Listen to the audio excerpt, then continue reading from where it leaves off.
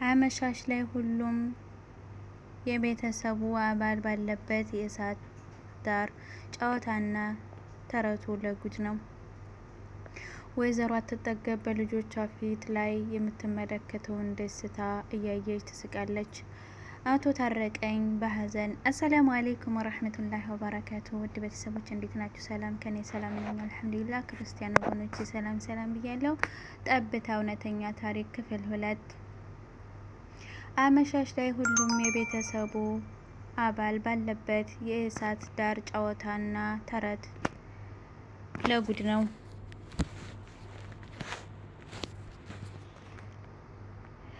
ወይዘሮ አትጠገብ በልጆቿ ፊት ላይ የምትመለከተውን ደስታ እያየች ትስቃለች። አቶ ታረቀኝ በሀዘን የቤቱ ታዛ ስር ተቀምጦ መሬቱን በያዘው በትር መታ እያደረገ ሰማዩ መሀል ክፍል ላይ የወጣችውን ግማሽ ጨረቃ ይመለከታታል። ጨለማ ለዓይን እየነሳ ነው። ሁሉም አባወራ በየቤቱ ገብቶ ውሎውን ለልጆቹና ለባለቤቱ በመተረክ ላይ ነው። ከተቀመጠበት ድንጋይ ብድግ ብሎ በትሩን የቤቱ ደጃፍ ላይ አስቀምጦ የመደብ አልጋው ላይ ተቀምጧል።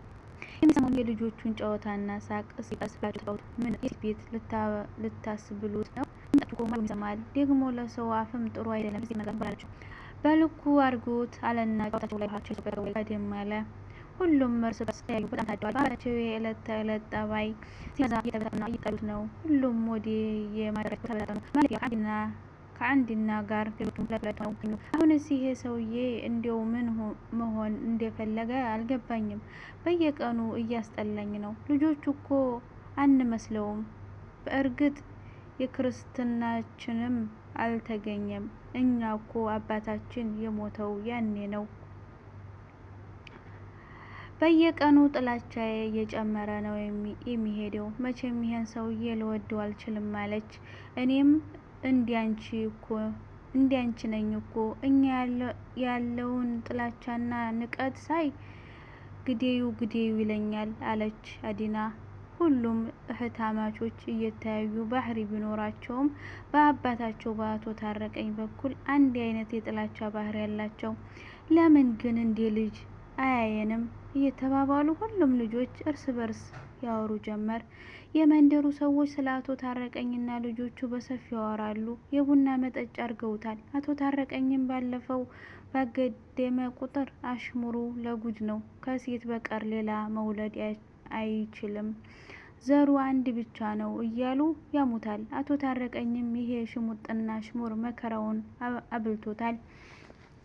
ለዚህም እሷ መርጣ የምትወልድ ይመስል ሰርክ ወይዘሮ አትጠገብ ላይ እልሁን የሚወጣው። ወይዘሮ አትጠገብ ሁሉን ነገር ችላ የተቀመጠችው ለነገ ነው።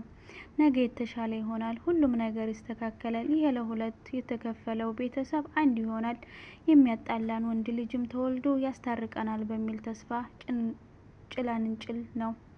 ወይዘሮ አትጠገብ ልትወልድ ተቃርባለች። ልጆቿ በቂ የሆነ ዝግጅት እያደረጉላት ነው። አቶ ታረቀኝም በዝግጅቱ ላይ ለሌላዋ ሴት ልጅ ዝግጅታችሁ አሪፍ ነው፣ መብዛታችሁ ጥሩ ነው፣ ለሁሉም ነገር ለሰሚውም ለምኑም በማለት ተሳለቆባቸው ትቷቸው ወጣ። ቆይ የሚወለደው ልጅ ወንድ ቢሆንስ ምን ሊሆን ነው ይሄ ሽማግሌ? አለች አድና።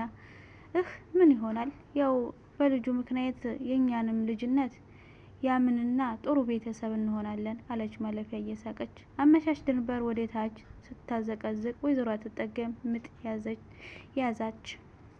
ይሄኔ እረኛው ገበሬውም ወደ ቤት በመክተት ላይ ነበር። ሁሉም ጎረቤት የወይዘሮ አትጠገብን ምጥ መያዝ ሰምቶ ወደ ቤታቸው ተመመ።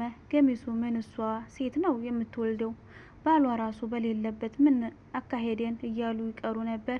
ግማሾቹ ደግሞ አረ ነገ በኔ ይደርሳል እያሉ ሄዱ።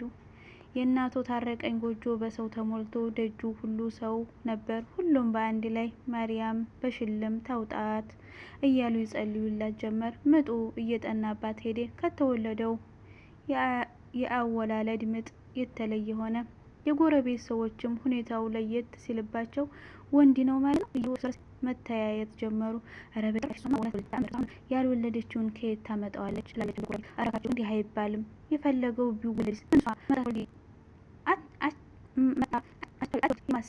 የማሰጣት እሱ ዛሬ ነው። ሰው እንዲህ አይባልም። ሰዎች አለች አንደኛዋ ወይዘሮ ተጠገብ ለምን ተንበረከከች። አዋላጇ እኩል ጋር ካለቀች ማለች። እኩለ ሌሊት ተጋመሰ። አቶ ታገኘቱ ታራ ደጅ ላይ ሆኖ ሁኔታውን ዝም ብሎ ይከታተላል። ሰው እየቆየ እየጨመረ ሄደ። ቃየው ደጁ በሰው ተትረፈረፈ። ወይዘሮ አትጠገብ አይኖቿ እየተስለመለሙ ሄዱ። ምጡን መቋቋም አልቻለችም። ሰውነቷ እየዛለ ሄደ። ደክሟታል። አዋላጇ አይዞሽ ግፊ፣ አዎ ትንሽ አይዞሽ፣ ጨክኒ፣ አይዞሽ እያለች ታስምጣታለች። ነገር ግን ወይዘሮ አትጠገብ የቻለች አትመስልም። አንዷ ጎረቤት ይሄ ጽንስ ያለ ጊዜ መጥቶ ይሆን እንዴ? ወይዘሮ አትጠገብ እኮ እንዲህ ይህን ያህል ጊዜ አመጣ አታውቅም አለች። እረ እንዲው እንጃ ባለፈው ገበያ አግኝቻት ግን ቀኗ በዚህ ወር ማብቂያ እንደሆነ ነው የነገረችኝ አለች ሌላኛዋ። እንዲህ ሰው የየራሱን መላምት እያስቀመጠ ሌሊቱ እየተገባደደ ሊነጋ ወፍ ጭጭ ሲል ወይዘሮ አትጠገብ ጽንሷን ተገላገለች። አድካሚው የምጥ ጊዜዋ ህፃን ጩኸት ተገባደደ። ሁሉም በአንድ ላይ እልል አሉ። አወላጇም ቶሎ ብላ የህፃን ጾታ ተመለከተች። እሷም በሐሴት ዘለለች። አባት አረቀኝ እንኳን ደስ አለዎት፣ ባለቤትህ ወንድ ልጅ ተገላገለች አለች። መንደርተኛው በአንድ ላይ እልልታው አቀለጠው። አቶ ታረቀኝ በሐሴት አለቀሰ። ፈጣሪ ልመናዬን ሰማ ማለት ነው አለ። እነ ማለፊያ፣ አዲና፣ በለጡ፣ የኋላ ሼት ሁሉም ሴት ልጆች ሁኔታውን በየአልጋቸው ሆነው ይመለከቱ ነበር። በስተመጨረሻም ህፃኑ ወንድ ነው ሲባል የአባታቸውን አኳኋን ተመልክተው በሸቁ። አንዳቸውም ሲወለዱ ምንም ሳይል አሁን ወይኔ ነው ወኔድ ነው ሲባል የሚሆነውን ተመልክተው በንዴት በእልህ ከንፈራቸውን ነከሱ። በበነጋታው ቤቱ በጠያቂ ተሞላ። አቶ ታረቀኝም እንኳን ደስ አለ የሚለው ሰው ቁጥር በዛ። እሱ ሴት እንጂ ወንድ አይወድም እያሉ አፈሩ። መጥተውም የእንኳን ደስ ያለህ መልእክት አስተላለፉ። ይቀጥላል።